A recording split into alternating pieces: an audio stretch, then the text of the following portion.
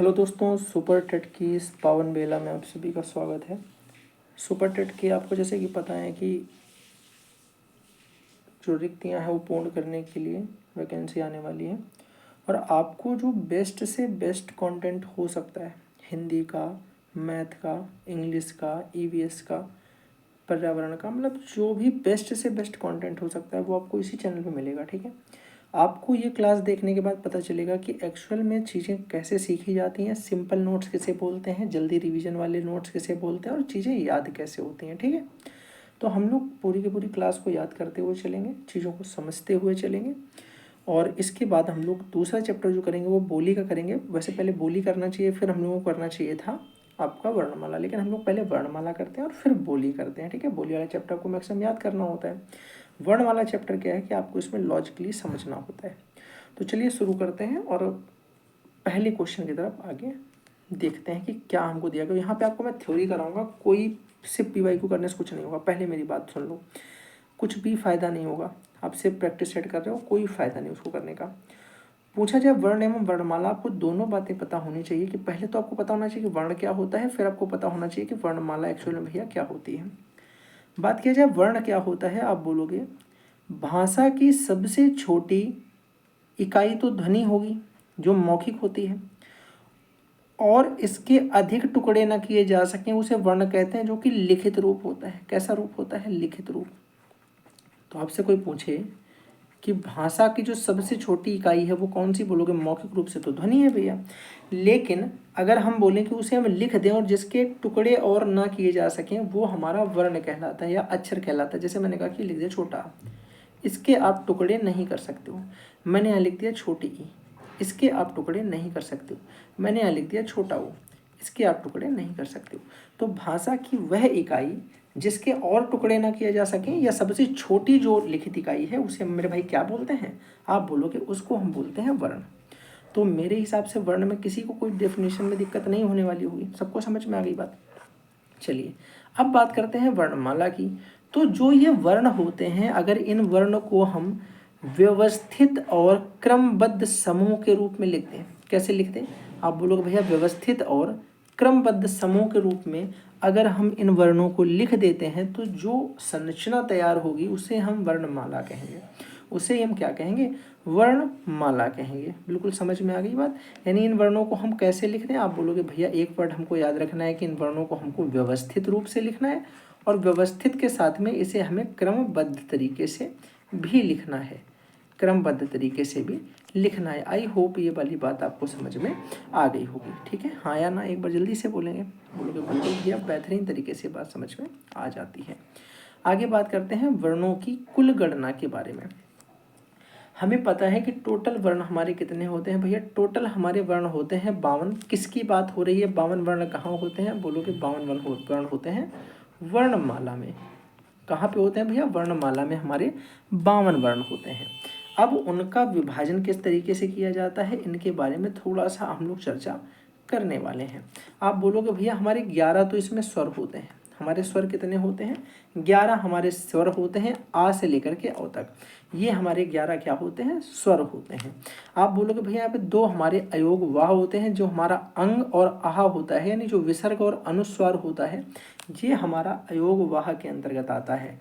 25 हमारे स्पर्श व्यंजन होते हैं, जैसे आप बोलोगे का वाली पूरी लाइन, ठीक है, चा वाली पूरी लाइन, ठीक है, टा वाली पूरी लाइन, ठीक है, ता वाली पूरी लाइन और ये यहाँ पे चा है, ठीक है, और पा वाली पूरी लाइन।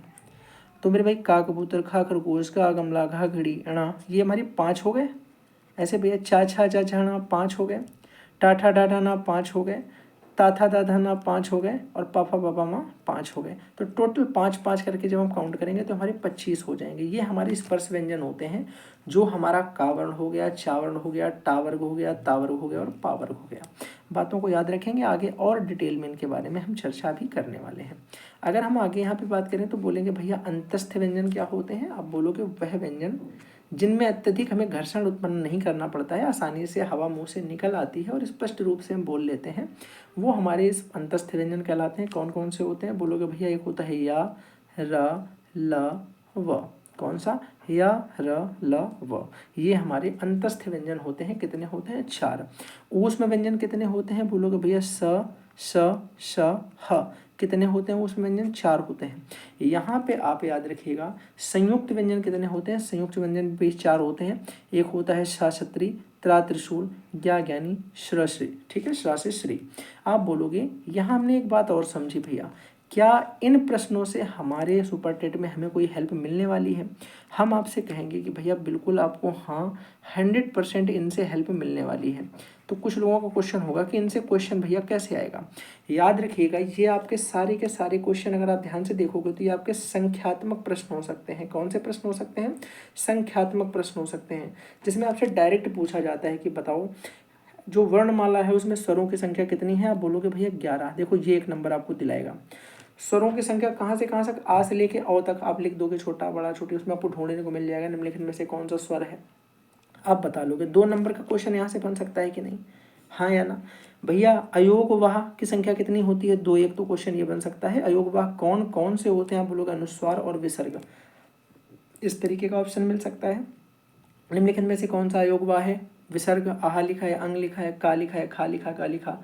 तो इस तरीके से प्रश्न आपको यहाँ पे देखने के लिए मिल सकते हैं। स्पर्श व्यंजन की संख्या कितनी होती है, 25 होती है। अंतस्थ कितने, 4। उसमें कितने, 4। और संयुक्त कितने, 4। अब हम बात करते हैं कि वर्णों का मुख्य विभाजन किस तरीके से किया जाता है। बड़े ध्यान से सुनिएगा, आपको मैं तरीका सिखाऊंगा याद करने का कैसा होता है।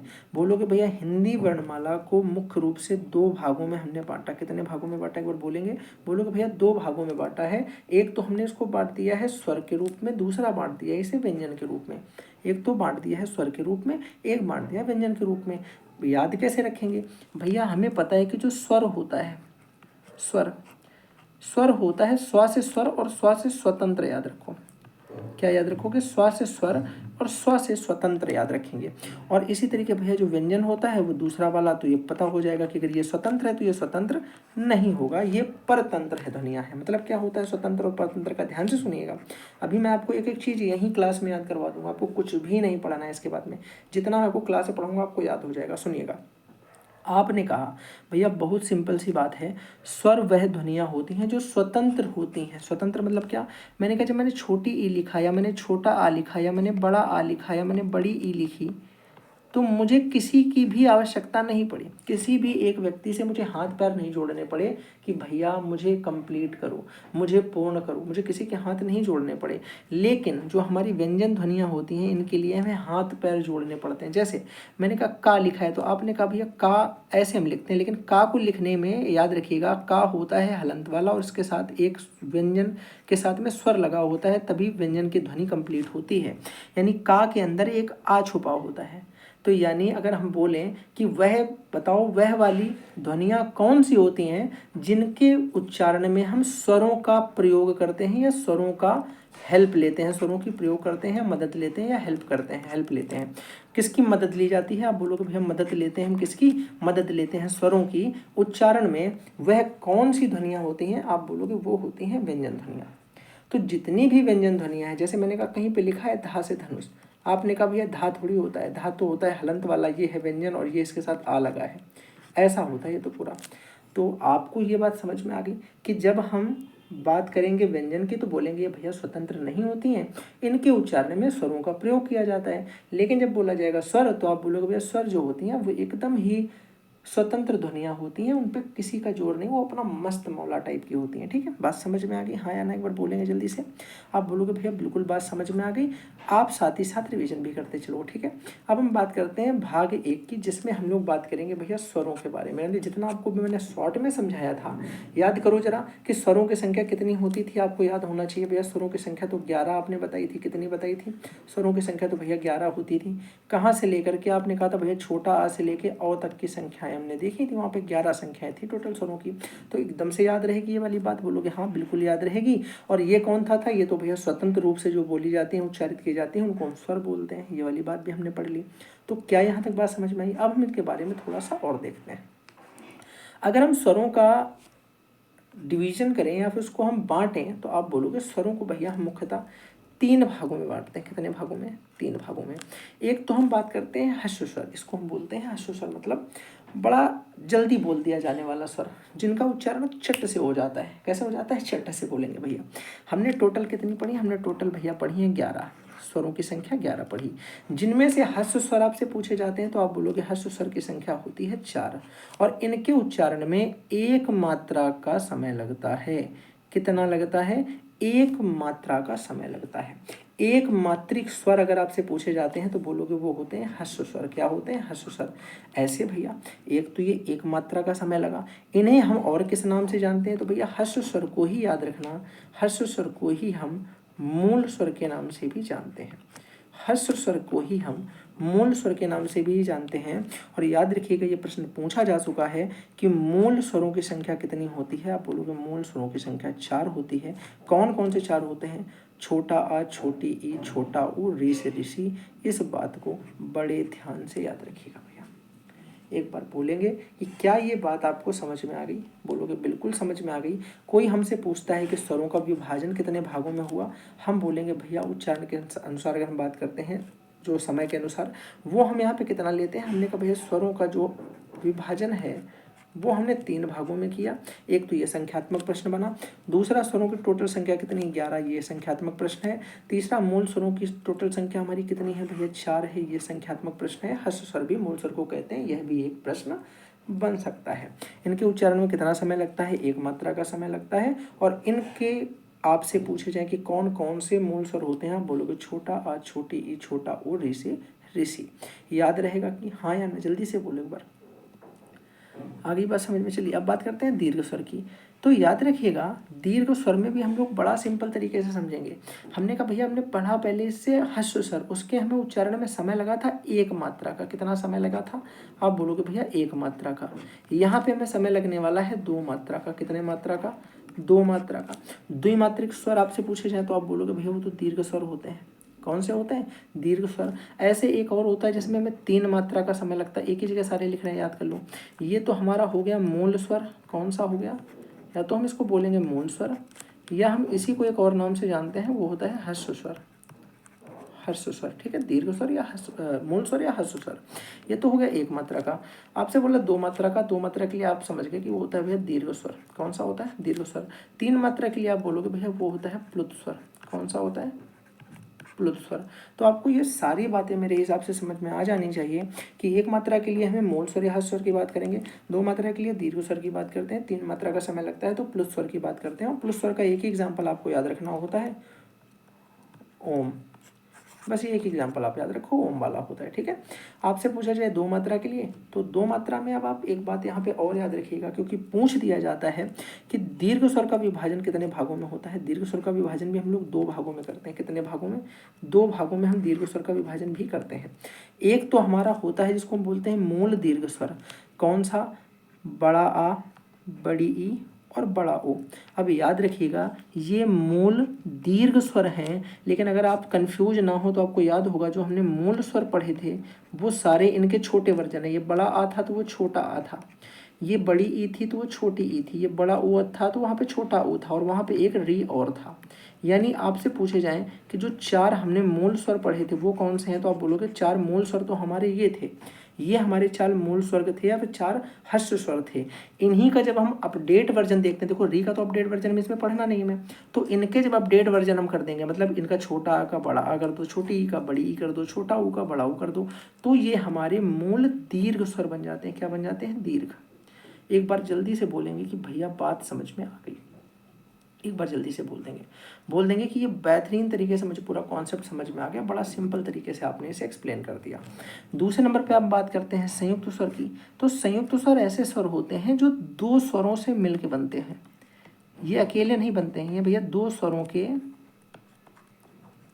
मेल से बनते हैं। 2 स्वर आपस में मिलते हैं तब बनता है हमारा ये वाला स्वर, ठीक है। जैसे ए बनता है तो छोटा आ और छोटी ई को मिलाओ तो ए बन जाता है, ठीक है। ऐसे ए बनेगा। भैया ओ की बात कर दो तो छोटा और छोटा ओ को मिलाओ तो ओ बनेगा, ठीक है। फिर छोटा और ओ को मिलाओगे तो ओ बन जाएगा। ऐसे छोटा और ए को मिला दो, ए को मिला दो तो ए बन जाएगा। तो छोटा के साथ ये मिलके ये बनाएगा, छोटा के साथ ये मिलके ये बनाएगा, और ये खुद कैसे बनेंगे? छोटा के साथ ई मिलाने से बनेगा। ये छोटा आ के साथ में छोटी ई मिलाने से बनेगा, छोटी ई। और ये मेरे भाई जो बनेगा ये छोटा आ में छोटा ओ मिलाने से बनेगा।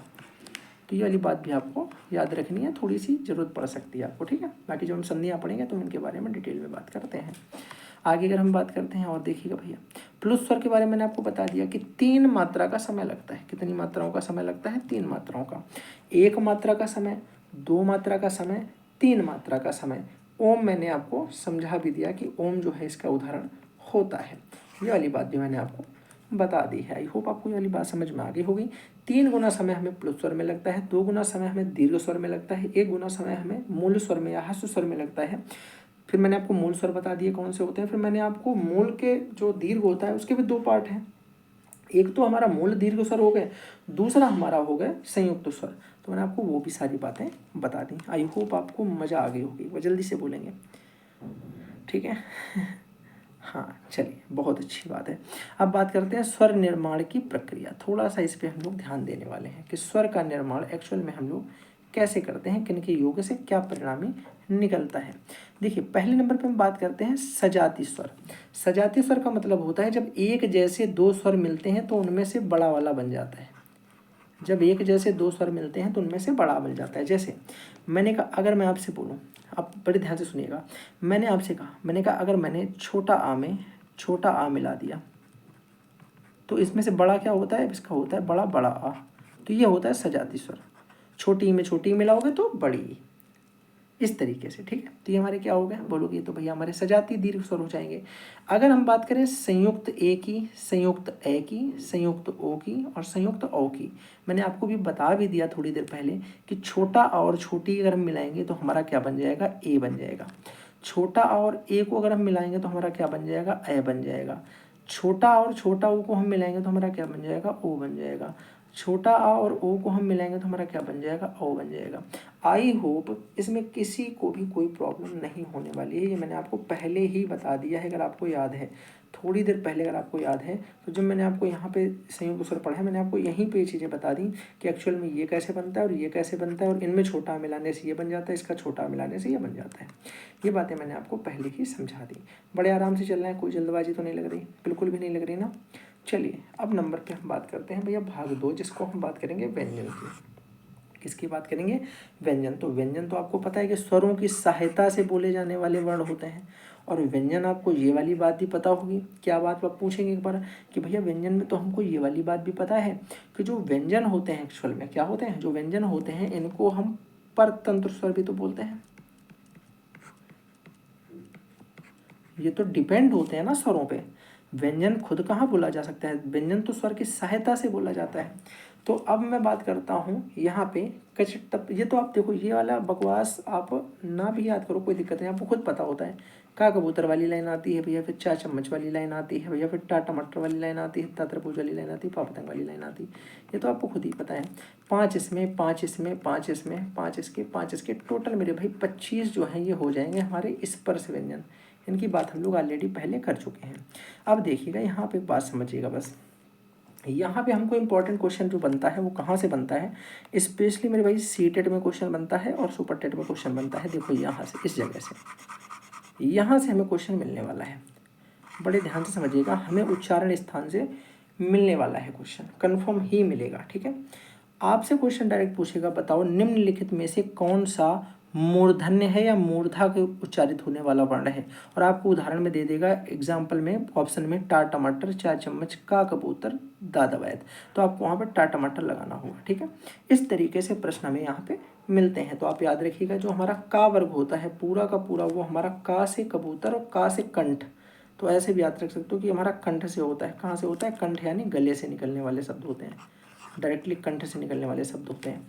चा वर्ग की अगर हम बात करते हैं तो चा वर्ग हमारा तलवे से निकलता है। एक बार चा बोल के देखो, आपकी जीभ जो है ऊपर तालू में छुएगी तो ये हमारा तालु होता है। आपसे बोला जाए टा वर्ग, जब आप टा बोलोगे तो जीभ उल्टा होकर मूर्धा में छुएगी, ऊपर जीभ के ऊपर वाले तलवे में, तो आप देखो वो होगी मेरी मूर्धा, ठीक है। आपसे बोला जाए अगर ता वर्ग, तो आप ता बोल के देखो, ता ता ता ता, दांत में आकर के आपकी जीभ छुएगी तो ये हो जाएंगे दंत वर्ण। कौन से? दंत वर्ण। पा वर्ग की अगर हम बात करते हैं तो आप बोलो पा फा बा भ। आप एक बार होठों का बिना प्रयोग करके पा बोल के देखो, मुंह खोल के पा बोलो, नहीं बोल पाओगे। तो यहाँ पे हमें होठों की आवश्यकता पड़ रही है, मतलब ये हो जाएंगे ओष्ठ वर्ण। कौन से हो जाएंगे? ओष्ठ वर्ण हो जाएंगे। एक बार जल्दी से बताएंगे, समझ में आ गया कि नहीं? टोटल संख्या कितनी होती है स्पर्श की मेरे भाई? 25 होती है। बताया मैंने आपको ये चीज़ भी समझाई कि टोटल संख्या इनकी 25 है। मैंने आपको ये चीज़ भी बताई कि किनका उच्चारण स्थान कहाँ से होता है। ये वाली बात भी आपके लिए बहुत ज़्यादा महत्वपूर्ण होने वाली है। आगे बढ़ें। नहीं, आराम से देखो, सेशन बड़े प्यार से चलना चाहिए। एक क्लास आपकी पूरी अगर ख़त्म आपको करनी तो बड़ा आराम से ठहराव के साथ में पढ़िए, ठीक है, जल्दबाजी नहीं। हम बात करते हैं अंतस्थ व्यंजन, जिनको हम सेमी वोवेल्स भी बोलते हैं। अंतस्थ व्यंजन मैंने आपको प्रारंभ में ही बताया कि इनकी संख्या कितनी होती है। आप बोलोगे इनकी संख्या भैया सिंपल सी 4 होती है, और ये हमारे व्यंजन का उच्चारण और स्वर के उच्चारण के मध्य में आते हैं, मध्य में आने जैसे प्रतीत होते हैं। यानी हम बात करें तो य, र, ल, व, ये हमारे जो 4 होते हैं ये हमारे कैसे होते हैं? अंतस्थ व्यंजन होते हैं। लेकिन यहीं आपको एक चीज़ और याद होनी चाहिए कि एक नाम हमने और पढ़ा था ऊष्म व्यंजन, वो इनके जस्ट उल्टा है, ठीक है। वो घर्षण के साथ निकलेंगे गर्म हवा के साथ, और ये बिल्कुल आसानी से मध्य में, यानी वोवेल और जो आपकी बोलते हैं व्यंजन और स्वर है उनके थोड़ा सा बीच का हिस्सा लगेंगे, मध्यम सा, ज़्यादा टफ नहीं लगेंगे, ठीक है, सुनने में। तो ये हमारा कौन सा होता है? ये हमारा होता है श श श ह, श श श ह।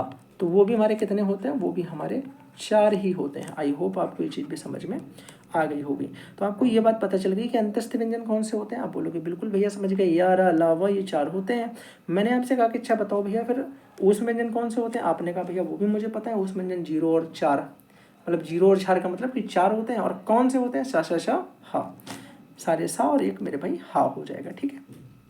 आगे बात करेंगे, एक बार जल्दी से बताओ। आपसे पूछा जाए, इंपॉर्टेंट में लिखिएगा इन चीज़ों को स्टार में, कि या और वो को हम लोग बोलते हैं अर्धस्वर। ये बहुत इंपॉर्टेंट क्वेश्चन बनेगा। रा हमारा जो होता है ये होता है हमारा लुंठित या प्रकंपित वर्ण, और हमारा जो ला होता है ये होता है पार्श्विक वर्ण, ठीक है। तो पार्श्विक व्यंजन कौन सा है? लुंठित या प्रकंपित वर्ण या व्यंजन कौन सा है? अर्धस्वर हमारे कौन से कहलाते हैं? तो याद रखिएगा, या और वह हमारे अर्धस्वर होते हैं, रा हमारा लुंठित या प्रकंपित वर्ण या फिर हमारा व्यंजन होता है, और ला हमारा पार्श्विक व्यंजन या पार्श्विक वर्ण होता है। आई होप आपको बात समझ में आ गई होगी, ठीक है। अगले नंबर पे हम बात करते हैं ऊष्म व्यंजन की। गर्म हवा निकलती है मुंह से होकर के, तो यहाँ पे रखे रगड़ और घर्षण के साथ में हमारी ऊष्मा यानी गर्मी, गर्म हवा मुंह से बाहर आएगी। मतलब ये हमारे कौन से वर्ण हो जाएंगे? श, श, श, ह। ये हमारे कितने होते हैं? इनकी संख्या भी हमारी भैया 4 होती है। ये वाली बात भी हमने ऑलरेडी पीछे पढ़ ली है, ठीक है। यहाँ पे विशेष में आपको क्या याद रखना है कि जो हा होता है, जो आपका हा होता है, इस हा को हम लोग काकल्य वर्ण भी कहते हैं। क्या कहते हैं? याद रखिएगा, इस हा को हम लोग बोलते हैं काकल्य वर्ण। ये इंपॉर्टेंट आपका बन जाता है, ठीक है। चलिए आगे आते हैं। अब बात करते हैं हम लोग कुछ संयुक्त व्यंजन की संरचना के बारे में। जैसे हमने थोड़ी देर पहले पढ़ा था कि किस तरीके से हमारे संयुक्त स्वरों की रचना होती है। जैसे छोटा और छोटी ई मिलके ए बनाते थे, ऐसे हमारे 4 होते हैं संयुक्त व्यंजन। 4 क्या होते हैं? आप बोलोगे 4 हमारे होते हैं संयुक्त व्यंजन। संयुक्त व्यंजन। अब हमें मतलब है अपने 4 संयुक्त व्यंजन के बारे में डिटेल्ड चीज़ें समझने में, ठीक है।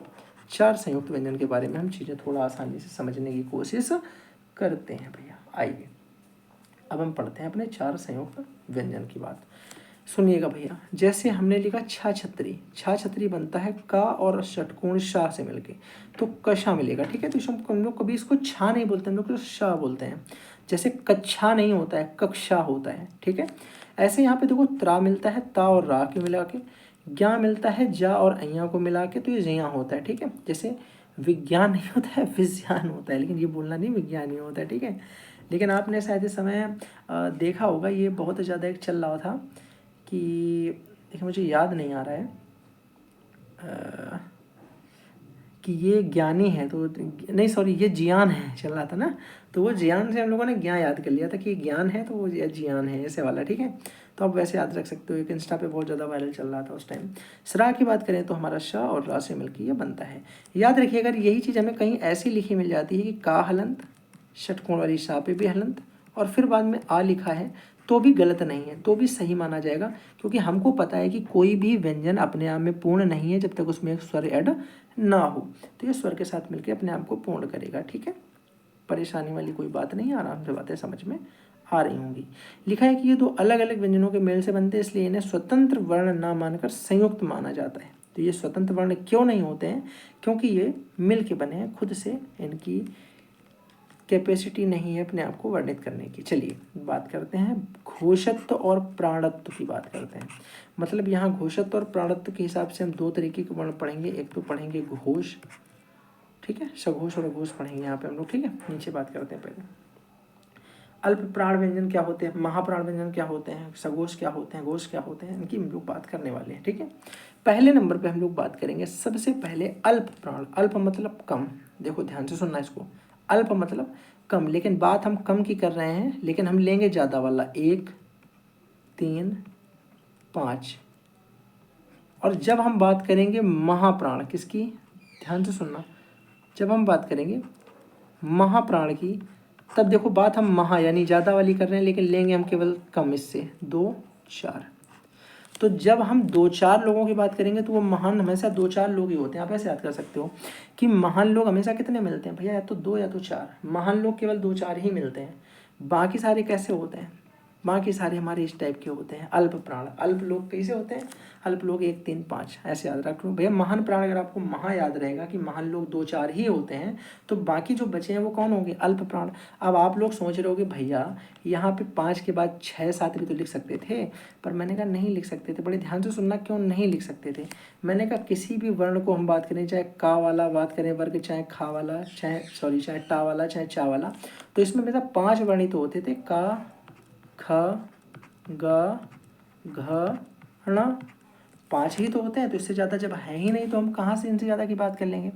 अब अगर आपसे पूछा जाए कि बताओ इनमें से अल्प प्राण कौन से हैं, क्या पूछा जाए, आप एक बार बोलोगे भैया इनमें से अल्प प्राण कौन से हैं। आप बोलोगे भैया ये इतना सिंपल प्रश्न बनेगा, हमने पढ़ा है कि पहला, तीसरा और 5वां ये क्या होते हैं, अल्प प्राण होते हैं। तो भैया का से कबूतर अल्प प्राण है, ग से गमला अल्प प्राण है, और ना हमारा अल्प प्राण है। तो एक बार जल्दी से मुझे वो लोग बता दें जो अभी भी सोच रहे हैं कि ये वाला क्वेश्चन मुझे समझ में नहीं आया। एक बार जल्दी से वो बताएंगे जिनको समझ में नहीं आया, एक बार जल्दी से बताएंगे जिनको समझ में नहीं आया। भैया आ गया समझ में सबको, बहुत अच्छे बहुत अच्छे। देखो दूसरा और चौथा हमारा महाप्राण होता है, मतलब ये वाला और ये वाला हमारा महाप्राण के अंतर्गत आ जाएगा, मतलब ये हमारा महाप्राण हो जाएंगे, ठीक है दोनों। आई होप आपको बात समझ में आ गई होगी, ठीक है। सुपर टेट का बेस्ट कंटेंट होने वाला है ठीक है। अब अच्छा बताओ, अब एक चीज़ और देखो याद मैं आपको करवा दूं, स्वर स्वतंत्र होते हैं, आसानी से बोले जा सकते हैं, ठीक है, लेकिन व्यंजन जो होते हैं वो थोड़े से परतंत्र थे। तो स्वतंत्र कौन थे, स्वर। तो हमें अल्प मेहनत किसको बोलने में करनी पड़ेगी, स्वरों को बोलने में। एक बार जल्दी से बोल दो, तो स्वर इसके अंतर्गत आ गए। दूसरे नंबर पे व्यंजन और स्वरों के बीच में एक सिंपल सी कड़ी कौन सी होती थी, अंतस्थ व्यंजन, य र ल व, जिसमें से 2 तो इसमें मेरे हमारे अर्धस्वर ही हो गए, ठीक है। तो ये भी हमारा किस में आ जाएगा, आप बोलोगे ये भी हमारा अल्प प्राण में ही आ जाएगा। तो अल्प प्राण के अंतर्गत कम मात्रा में वायु निकले मुंह से हम ऐसे कौन कौन से वर्ण बोलते हैं, तो आप बोलोगे प्रत्येक वर्ग का पहला, तीसरा, 5वां, साथ ही साथ हम या रा लावा यानी अंतस्थ वाले या रा लावा, और साथ ही साथ भैया यहाँ पे सभी के सभी क्या स्वर, ये हम सारे किसके अंतर्गत पढ़ते हैं, ये हम सारे अल्प प्राण के अंतर्गत पढ़ते हैं। अल्प प्राण व्यंजन के अंतर्गत हम इन सबकी बातें करते हैं। एक बार जल्दी से बोलेंगे कि बात समझ में आ गई, ठीक है। आगे पढ़ें। महाप्राण कोई पूछना चाहे, भैया महाप्राण मैं ऐसे ही गैस कर लूँगा, कुछ तो सोच रहे मैं ऐसे ही बता दूंगा। महाप्राण में हम दूसरा और चौथा लेते हैं। भैया स्वर अगर हम यहाँ पे ले सके हैं तो यहाँ पे हम स्वर नहीं लेंगे। यहाँ पे अगर हमने अंतस्थ ले लिया है तो यहाँ पे हमारे कौन से होंगे, यहाँ पे हमें पता घर्षण होता था ऊष्म व्यंजन को बोलने में, यहाँ ज़्यादा ताकत लगेगी, महान ताकत लगेगी, तो यहाँ पे हमारे दूसरा चौथा और ऊष्म हो जाएंगे। तो क्या बात समझ में आ गई ना। चलिए आगे देखते हैं। भैया देखो मैंने यहाँ पे आपको दिखा भी दिया कि एग्जाम्पल लेके कैसे सॉल्व होता है। अगर हमने का वर्ग लिख दिया तो का वर्ग में देखो पहला, तीसरा और 5वां, पहला, तीसरा, 5वां जो होते हैं ये हमारे कौन से हो जाएंगे, आप बोलोगे यही हमारे तीनों के तीनों जो है वो अल्प प्राण हो जाएंगे। साथ ही साथ य र ल व अंतस्थ वाले सारे और सभी के सभी स्वर आ से लेके औ तक के ये हमारे आ जाएंगे किसके अंतर्गत, बोलोगे ये हमारे आ जाएंगे अल्प प्राण के अंतर्गत। जल्दी से बताओ, क्या किसी को भी कोई समस्या है? महाप्राण में जो कुछ नहीं बताना, महाप्राण मैंने आपको जो बता दिया उतना ही है। देखो दूसरा चौथा और सारे के सारे ऊष्म, दूसरा चौथा और सारे के सारे ऊष्म, देखो वही वाली लाइन ले ली और घाव ने आपको ऊपर ही बता दिया। दूसरा चौथा ले लेना और हमारे सारे के सारे इसके अंतर्गत आ जाएंगे। जल्दी से बताओ। अब हम बात करते हैं अघोष की। अघोष हमारा समझो जरा, अघोष की बात करते हैं, किसकी? अघोष। अगर आप किसी एक को याद कर लेते हो, आपने कहा अघोष में भैया हमने पढ़ लिया कि पहला और दूसरा होता है। जैसे हमने पढ़ा था कि भैया जो अल्प प्राण होता है, बड़े ध्यान से सुनना कैसे रिलेट करना है। जो अल्प प्राण होता था वो पहला, तीसरा, पांचवा होता था। तो हमने अपने मन से बता दिया कि जो महाप्राण होगा वो कौन सा होगा, कौन कौन सा बचा? दूसरा और चौथा। ऐसे अगर अघोष हमारा पहला और दूसरा हो गया है तो जो सघोष होगा या जो घोष होगा वो हमारा कौन सा होगा? बोलोगे देखो पहला दूसरा खत्म, मतलब तीसरा चौथा पांचवा बचा। तीसरा चौथा पांचवा बचा, मतलब एक मैं आपको पढ़ाऊंगा, दूसरा आप खुद से कैसे सोचोगे, बस ये सीखो। इतना सीख गए सब सीख गए, इतना सीख गए तो सब सीख गए, कोई नहीं रोक पाएगा इससे ज़्यादा आपको। ठीक है, आपने कहा भैया हमने समझ लिया यहाँ पे कि यहाँ पे तो सिंपल सी बातें मुझे दिखाई पड़ रही हैं। क्या दिखाई पड़ रही हैं? कि जो अघोष होता है वो पहला दूसरा होता है, तो सघोष तीसरा चौथा पांचवा होगा। अघोष के अंतर्गत भैया हमने श पढ़ लिया है, तो हमने कहा सघोष के अंतर्गत हम या रा ला वाला पढ़े हुए, या रा ला वा, मतलब अंतस्थ सारे उसके अंदर आएंगे। लेकिन आपने एक चीज़ नोटिस की है कि इसमें हमने हा नहीं लिखा है, इसमें हमारा जो हा है वो नहीं है, मतलब इसमें हमारा हा जो होगा वो उसके अंदर होगा। ये वाली बात भी हो गई। और सभी के सभी अगर हम स्वरों की बात करेंगे तो स्वर हमारे किसके अंदर हो जाएंगे? सघोष के अंतर्गत, क्योंकि यहाँ पे हमारे स्वरों की बात नहीं की गई है। तो अब हमने देखो एक को पढ़ा, दूसरा खुद से बता दिया कि अघोष जो होता है, घोष वर्ण पहला और दूसरा वर्ण होता है, साथ ही साथ श श होता है। वहाँ पे अगर हम बात करेंगे सघोष की तो तीसरा चौथा पांचवा वर्ण होता है, या र ला वा होता है, हा हल होता है, साथ ही साथ सभी के सभी स्वर होते हैं। एक बार जल्दी से बताएंगे कि बेहतरीन तरीके से भैया बात समझ में आ गई।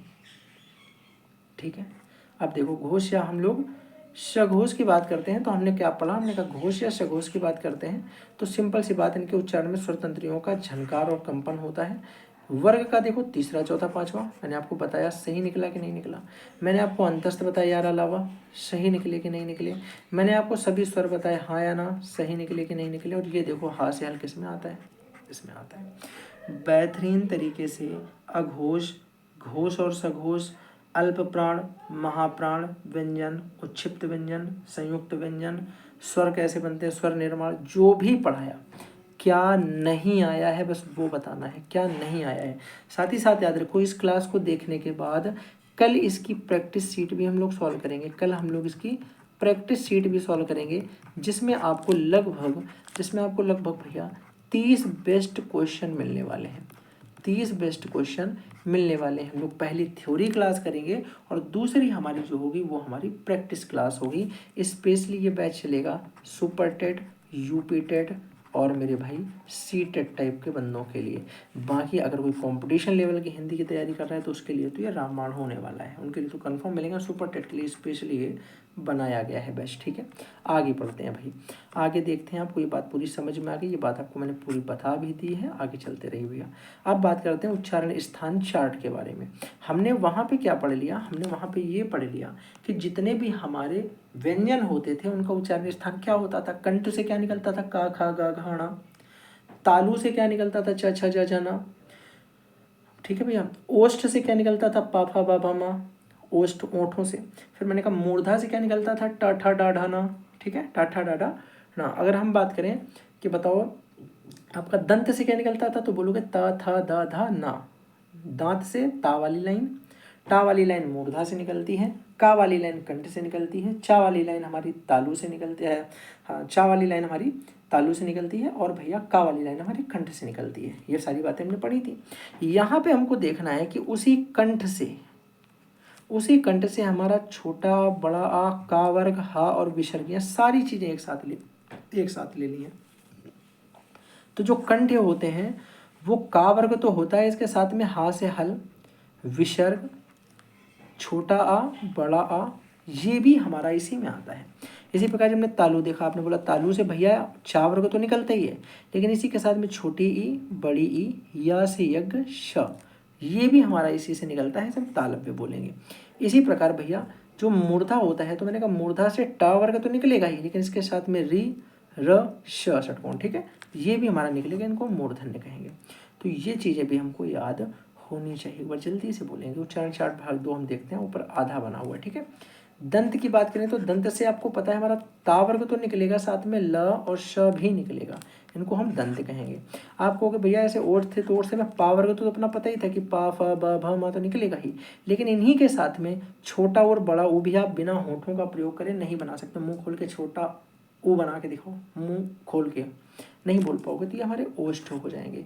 अब देखो यहाँ पे नासिका वाले वर्ण आते हैं जो नाक के सुर से निकलते हैं, आखिर के पंचमाक्षर होते हैं। सारे वर्गों के जितने भी हमारे वर्ग होते हैं, का वर्ग, टा वर्ग, चा वर्ग, ता वर्ग, पा वर्ग, उनके अंतिम वाले जो वर्ण होते हैं, अणा, अया, णा, ना, मा, ये आखिरी वाले जो वर्ण होते हैं इनको हम बोलते हैं पंचमाक्षर, जो हमारे नाक के प्रयोग से बोले जाते हैं, नासिक के होते हैं। जुखाम में आप ना नहीं बोल पाते हो, आपको खुद ही पता चलेगा, अजीब सा साउंड करता है। दंतोष्ठ की बात करें तो दांत और ओठों के प्रयोग से हमारा यहाँ पे वाह वकील बोला जाता है, इसको दंतोष्ठ भी बोला जाता है, ये इंपॉर्टेंट में आता है, ठीक है। आगे आ जाइए भैया, बहुत बढ़िया चीज़ है। विशिष्ट वर्गीकरण वर्ष व्यंजन की बात करते हैं। वर्ष व्यंजन मेरे भाई बहुत ध्यान से सुनिएगा, इनका उच्चारण आपकी मसूड़ों से, टीथ रूट से होता है। न, ल, श, ज, र बोल के देखो एक बार। तो हम इसको याद कैसे करते हैं, सिंपल से याद रखते हैं भैया इस पूरे को, कि भैया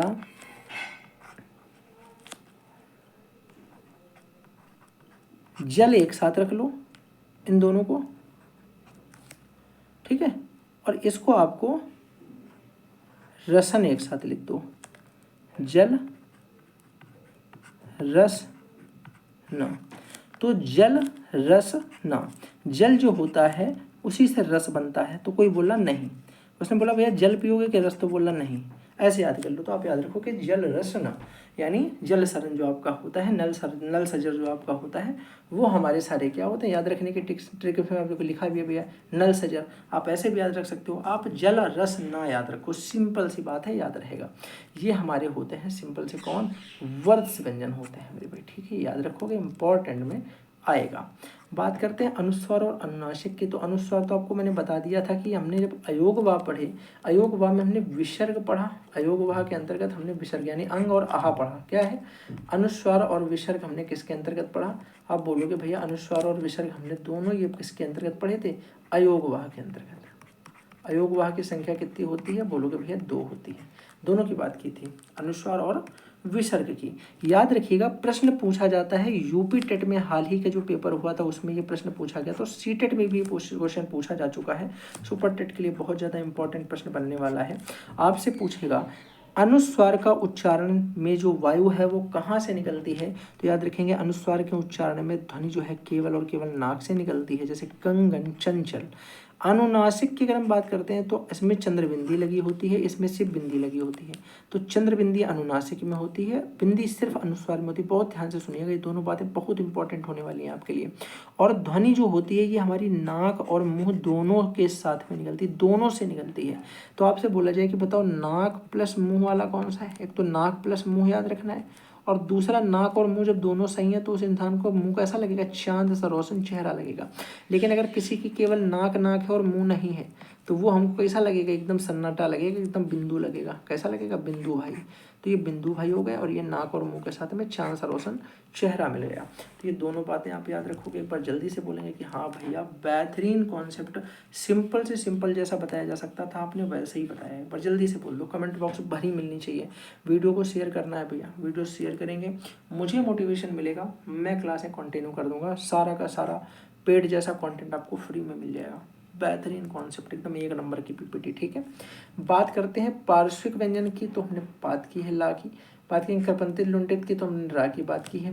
बात करेंगे स्पर्श संघर्षी की, तो चा वर्ग होता है, चा छा जा झाड़ा, तो याद रखेंगे। अर्धस्वर की बात करेंगे तो या और वाह। ये बातें हम ऑलरेडी कर चुके हैं, ये बातें हम ऑलरेडी पीछे पढ़ चुके हैं। भले हम लोगों ने स्पर्श संघर्षी नहीं पढ़ा, तो ये चा छा चा वाली लाइन जो है वो स्पर्श संघर्षी व्यंजन के अंतर्गत आती है, ठीक है। तो इसी के साथ में पूरा का पूरा सेशन हमने कंप्लीट कर लिया है। याद रखिएगा, कोई भी प्रश्न या क्वेश्चन डिस्कस आपको करना है तो आप बता सकते हैं, ठीक है, या इस पर बिल्कुल मत जाइएगा। ये टाइपिंग मिस्टेक है। बेहतरीन क्लास है, आपको कहीं क्लास नहीं मिलने वाली, इतनी बेटर क्लास है, बेहतरीन नोट्स हैं, बेस्ट एक्सप्लेनेशन है, सिंपल नोट्स हैं, इजी तरीके से समझाया गया, बिल्कुल ज़्यादा आपको डिप्रेशन में नहीं डाला गया, आपको किसी तरीके की प्रॉब्लम में नहीं डाला गया है। आपको वही बताया गया जो एग्ज़ाम ओरिएंटेड है, जो एग्ज़ाम में पूछा जाता है, जो एग्ज़ाम में आपके पूछा जाएगा। इन्हीं में से क्वेश्चन आपके बनेंगे और इससे रिलेटेड हम लोग बात करने वाले हैं कि भैया इनसे रिलेटेड जो हम लोग प्रैक्टिस सेट करेंगे, जब हम लोग प्रैक्टिस सेट करेंगे तो आप परेशान मत हो। प्रैक्टिस सेट में मैं आपको कम से कम भैया 30 से 35 क्वेश्चन, 30 से 35 बेस्ट क्वेश्चन जो बन सकते हैं वो आपको इनसे करवाऊंगा, ठीक है। तो बात करते हैं, प्रैक्टिस सेशन मिलते हैं। लगभग हम लोगों से 40 से 45 मिनट में पूरा चैप्टर कंप्लीट कर दिया है। इसी तरीके जब हम लोग बोली वाला चैप्टर करेंगे, फिर बोली की भी हम लोग प्रैक्टिस सेट करेंगे, तो आप परेशान बिल्कुल भी मत होइएगा, आपको मजा आएगा। सुपर टेट के लिए आपके जो भी दोस्त भाई तैयारी कर रहे हैं उनको इस क्लास को जरूर शेयर करिएगा, उनको भी बेहतरीन मजा आएगा, बढ़िया कंटेंट मिलेगा। ये 2026 के लिए हमारी लेटेस्ट क्लासेस होने वाली हैं और आने वाली वैकेंसी के लिए आपके लिए बहुत ज़्यादा हेल्पफुल होने वाली हैं। चलिए मिलते हैं फिर अगले सेशन के साथ में। सुपर टेट के लिए आप सभी को अभी से ऑल द बेस्ट और आप लोग अपनी अपनी जॉब सुनिश्चित करें। चलिए इसी के साथ में thanks for watching and bye bye.